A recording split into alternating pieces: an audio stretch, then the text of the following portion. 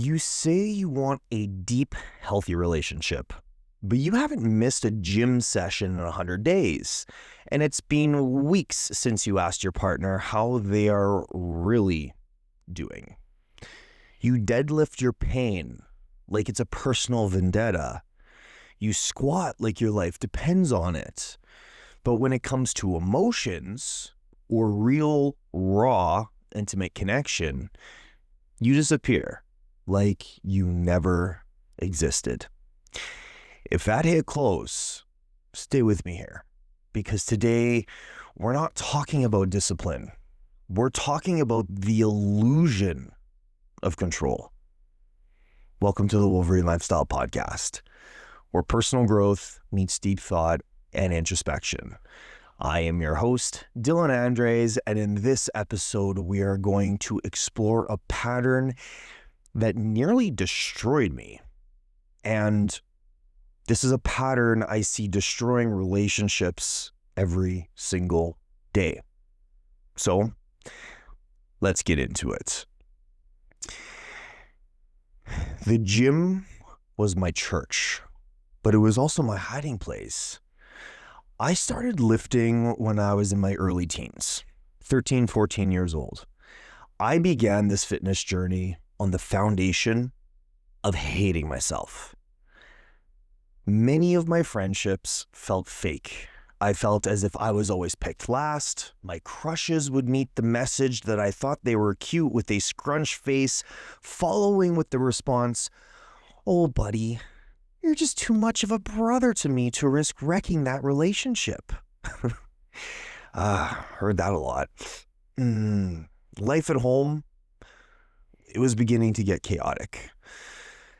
And it felt as if it was a full foreshadow for the deeper chaos that unfolded a couple of years later. Once I turned 16, my parents were splitting up. I was in a toxic relationship, constantly betrayed, cheated on, and consistently feeling the need to make myself shrink. I was going to school, navigating those high school dynamics, and working full-time hours to help support my family. I felt powerless, invisible, and never enough for anyone, not even myself. So I trained hard. Pain became my prayer. Barbells became my confessional, and the soreness, that was the only feeling I allowed myself to have. I'd hit the gym at lunch to avoid peers from school. I'd skip social events and lie about plans just so I didn't have to deal with people I didn't want to deal with. I'd put in 2-a-days some days, not because I was prepping, but because the second I stopped lifting, the emotions I was avoiding would come rushing in. And once the gym was no longer numbing me, unfortunately to admit, I turned to alcohol. Not that I was drinking all the time.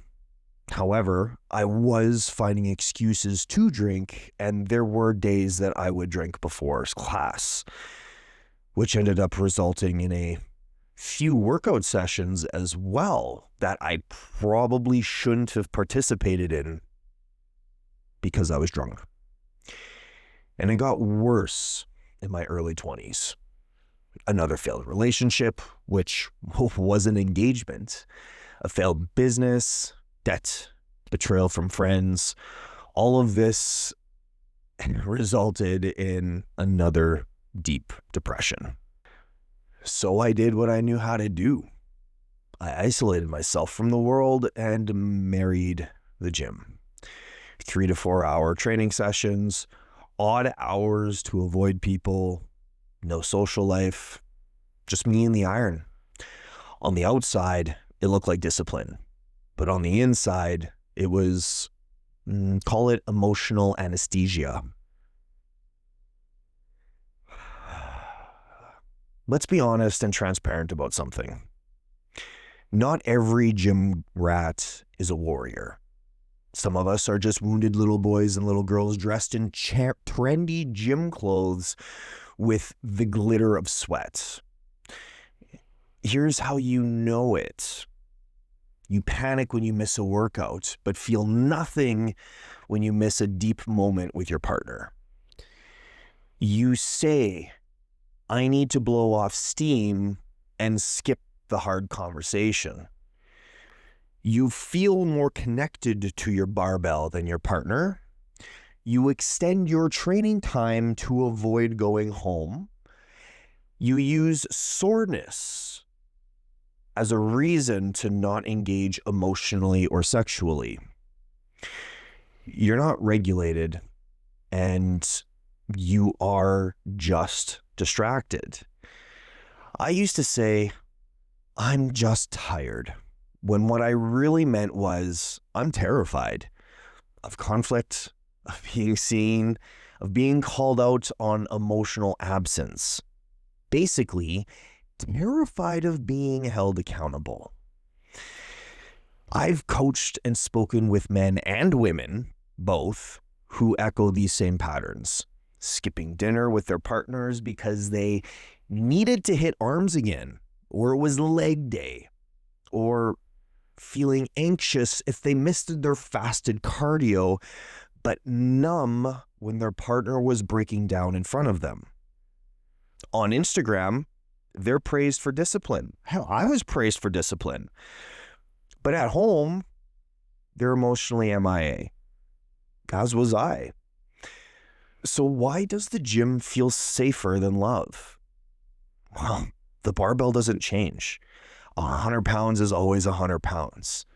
If I failed, it was on me. The weight never lied, it never judged, and it never cried. But people on the other hand, they're unpredictable. They had needs, emotions, expectations, and I didn't trust myself to meet them. So I pushed weight instead of pushing through vulnerability because I could control the reps and sets, but I couldn't control rejection. In the gym, I was praised. Out there in the real world, I was afraid of disappointing people, of being exposed. So I chose what I could master, my body, while letting my heart and its capacity to feel atrophy. 2017 was the crash that woke me up. I tore my quad slipping on ice at work, full tear. Powerlifting, my identity, my outlets, my safe space was stripped from me. And what was left? A body that couldn't train, a mind that spiraled, and a heart full of feelings I had been avoiding for over a decade. Recovery was brutal, not just physically, but emotionally. It was a very, very long 9 months. I remember nights I couldn't sleep because I wasn't sore from training. I wasn't depleted. I was just there, stuck with myself, and I hated what came up. The anger, the abandonment, the deep ache of never feeling like I was enough unless I was performing. It was during this time that I realized all the gains in the world couldn't fill the emotional deficit I'd been carrying. All those years of grinding in the gym never actually healed me. They helped me cope, but they didn't help me connect. The shift that changed everything happened slowly. It started with letting myself feel. It started with realizing that no emotion would or could kill me, and that I didn't have to fear sadness, grief, or entertain thoughts that I wasn't enough. And when I stopped judging my emotions, I stopped judging my worth. I started journaling. I started talking to a life coach. I began regulating my nervous system. Meditation, breath work, cold exposure. The kinds of things that didn't give me abs, but gave me access to my own truth. And suddenly, I didn't go to the gym out of guilt. I stopped bullying myself for eating off plan. I stopped valuing my worth based on my PRs. And something beautiful happened.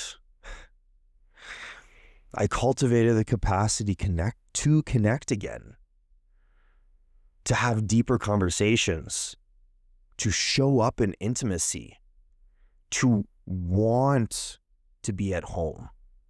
I looked forward to date nights. I laughed deeper with my friends. I stopped needing the gym to feel okay. And as strange as this sounds, my gym results actually got better because I wasn't training from fear anymore. I was training from freedom.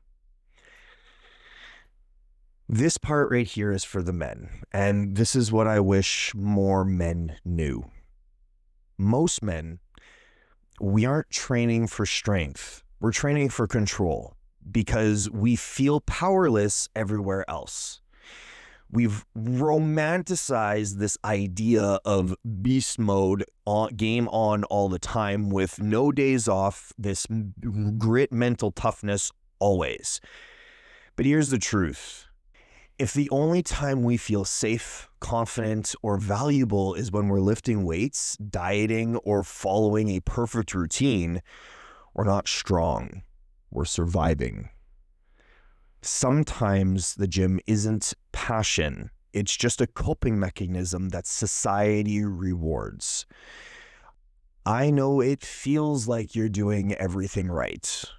But if your six-pack is covering up a shut-down nervous system and a scared inner child, that's not discipline.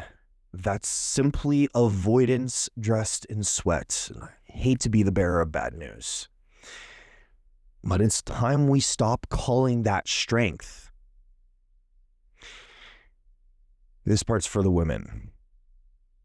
I understand how confusing it is to be with a man who shows up for everything except your heart. He's present at the gym, committed to his goals, structured, reliable, respected, and yet emotionally absent when you need him most. So you start wondering, is it me?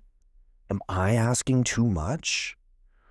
Why does it feel like the gym gets the best of him and I only get what's left over?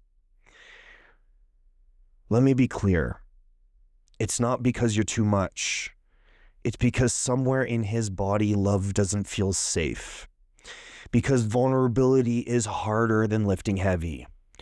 Emotional intimacy isn't something he was taught to build.